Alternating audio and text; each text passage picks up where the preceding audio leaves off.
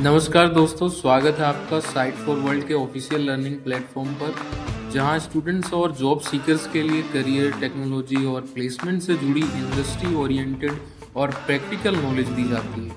अगर आप अपनी स्किल्स को नेक्स्ट लेवल तक ले जाना चाहते हैं, तो आप बिल्कुल सही जगह पर आए हो। चलिए शुरू करते हैं आज का इम्पोर्टेंट सेशन। नमस्ते स्टूडेंट्स, रेडी हो? कभी सोचा है कि जब आप कंप्यूटर का पावर बटन ऑन करते हो तो उसके बाद क्या होता है? फेवरेट ऐप खुलने से पहले पर्दे के पीछे एक पूरा सफर चलता है। आज हम उसी जर्नी को एक्सप्लोर करेंगे, एक सिंपल सी सिलिकॉन चिप से लेकर एक कॉम्प्लेक्स सॉफ्टवेयर तक। ये जो 10 सेकंड का गैप होता है पावर ऑन करने और लोगो स्क्रीन आने के बीच, उसमें आखिर होता क्या है? कोई जादू है? नहीं, ये कोई मैजिक नहीं है, बल्कि एक हाईली इंजीनियर्ड प्रोसेस है। चलिए इसको डीकोड करते हैं। रेडी हो? ओके, चलो शुरू करते हैं। ये स्क्रीन देखिए ना, ये अजीब सा टेक्स्ट आता है। ये आपके कंप्यूटर की जिंदगी की पहली चिंगारी है। ये एक कॉम्प्लेक्स बूट प्रोसीजर की शुरुआत है। और पता है, इसकी लेगेसी 1981 के पहले IBM पीसी से चली आ रही है। सोचने में कितना अजीब लगता है, राइट? कि इतने साल पहले डिजाइन किया गया प्रोसेस आज भी मॉडर्न कंप्यूटिंग की फाउंडेशन है। समझ आ रहा है? तो हमारी जर्नी का पहला स्टेप, पावर ऑन। सिर्फ पहले 1 सेकंड में ही इतना कुछ हो जाता है, हम इमेजिन भी नहीं कर सकते। Let's take a closer look.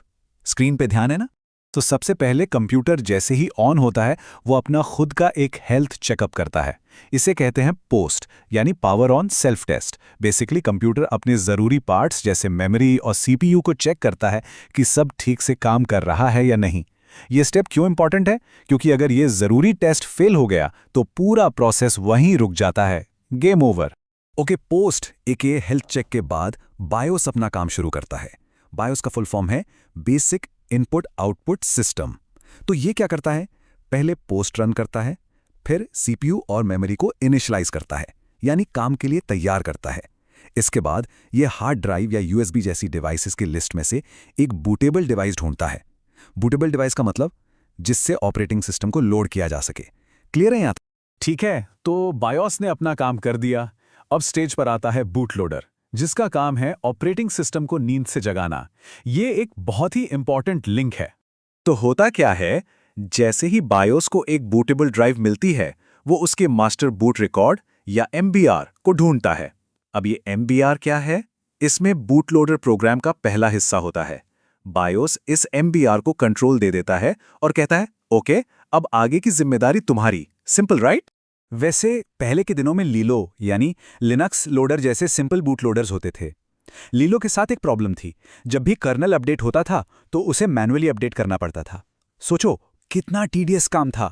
फिर आया ग्रब, जो कि काफ़ी स्मार्ट है। ग्रब खुद से फाइल सिस्टम्स को रीड करके कर्नल ढूंढ लेता है और इसमें ट्रबल शूटिंग के लिए एक कमांड लाइन भी होती है। तो ये एक बहुत बड़ा अपग्रेड था।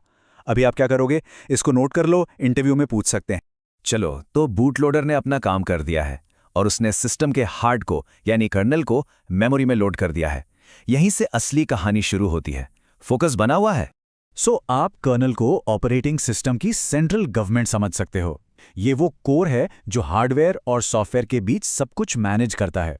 जैसे कौन सा प्रोग्राम कितनी मेमोरी यूज करेगा, CPU का टाइम कब किसको मिलेगा, ये सारे बड़े डिसीजंस कर्नल ही लेता है। बेसिकली ये सिस्टम का बॉस है। लेकिन एक मिनट, सभी कर्नल्स एक जैसे डिजाइन नहीं होते। जैसे हर देश की सरकार अलग होती है, वैसे ही कर्नल के स्ट्रक्चर के पीछे भी अलग-अलग फिलॉसफीज हैं। तो पहला टाइप है मोनोलिथिक कर्नल। ये एक बड़ा सिंगल प्रोग्राम होता है जिसमें OS की सारी सर्विसेज एक ही एड्रेस स्पेस में एक साथ चलती हैं। इसको एक बड़ी मजबूत बिल्डिंग की तरह सोचो, जहां सब कुछ एक ही छत के नीचे है, सब एक साथ टाइटली कपल्ड। और दूसरा टाइप है माइक्रो कर्नल। ये एक छोटा मिनिमलिस्ट कर्नल है जो सिर्फ बेसिक सर्विसेज जैसे कम्युनिकेशन प्रोवाइड करता है। बाकी सर्विसेज जैसे ड्राइवर्स और फाइल सिस्टम्स अलग अलग यूजर लेवल प्रोग्राम्स की तरह चलती हैं।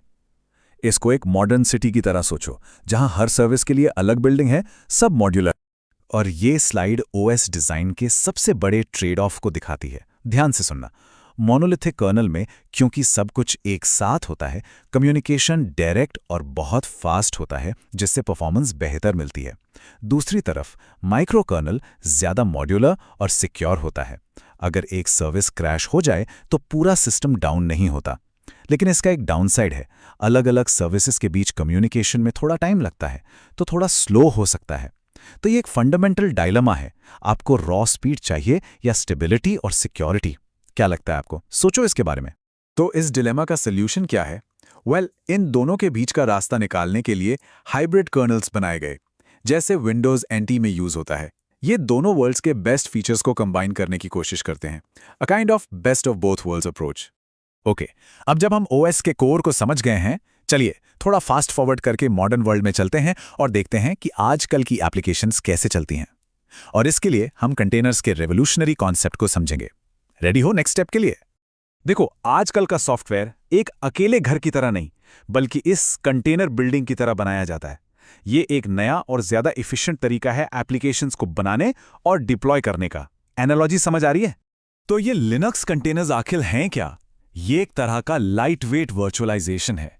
ये 2 की लिनक्स फीचर्स पर बेस्ड हैं। पहला है नेम स्पेसेस, जो हर प्रोसेस को सिस्टम का एक आइसोलेटेड व्यू देते हैं, जैसे फाइल्स, नेटवर्क, सब अलग। और दूसरा है सी ग्रुप्स, जो हर प्रोसेस के रिसोर्स यूसेज जैसे सीपीयू और मेमोरी को लिमिट करते हैं। ये दोनों मिलकर एक एप्लीकेशन के लिए एक सेल्फ कंटेन्ड आइसोलेटेड बॉक्स बना देते हैं। Simple, right? और ये स्लाइड है आहा मोमेंट। यहां डिफरेंस बिल्कुल क्लियर हो जाएगा। देखो, वर्चुअल मशीन्स को पूरे हार्डवेयर को वर्चुअलाइज करना पड़ता है, जिसमें हर एप्लीकेशन के लिए एक पूरा गेस्ट ओएस भी शामिल है। सोचो कितना हैवी है। लेकिन इसके कंपैरिजन में कंटेनर्स होस्ट ओएस को शेयर करते हैं, और यही वजह है कि वो इतने लाइट वेट और स्टार्ट होने में इतने फास्ट होते हैं। समझ आया डिफरेंस? अगर इंटरव्यू में पूछा गया तो बता पाओगे ना? और डॉकर ने डेवलपर्स की सबसे क्लासिक प्रॉब्लम सॉल्व कर दी है, but it works on my machine. सुना है ना? ये कंटेनर्स ये इंश्योर करते हैं कि एप्लीकेशन हर एनवायरनमेंट में, हर मशीन पर बिल्कुल एक जैसा ही चले। नो मोर सरप्राइजेस। डॉकर का मोटो इस पावर को परफेक्टली कैप्चर करता है। Build, ship and run any app anywhere. Portability और आसान डिप्लॉयमेंट के इस सिंपल से आइडिया ने सॉफ्टवेयर डेवलपमेंट का पूरा तरीका ही बदल दिया है। तो चलो एक क्विक रीकैप करते हैं। हमने सिलिकॉन से सॉफ्टवेयर तक का पूरा सफर देखा। पहले बायोस और पोस्ट ने हार्डवेयर चेक किया, फिर बूटलोडर ने ओएस को जगाया, इसके बाद कर्नल यानी सिस्टम का ब्रेन स्टार्ट हुआ, और आखिर में कंटेनर्स ने मॉडर्न ऐप्स को रन किया।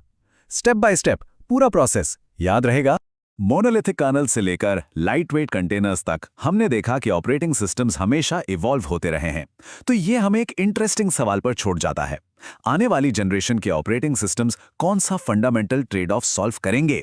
क्या वो आखिरकार मैक्सिमम सिक्योरिटी और पीक परफॉर्मेंस के बीच का परफेक्ट बैलेंस ढूंढ पाएंगे, या फिर कोई बिल्कुल तो हमारे चैनल को सब्सक्राइब कीजिए और वीडियो को अपने दोस्तों के साथ शेयर जरूर कीजिए। कमेंट सेक्शन में अपना डाउट या नेक्स्ट टॉपिक लिखना मत भूलिएगा।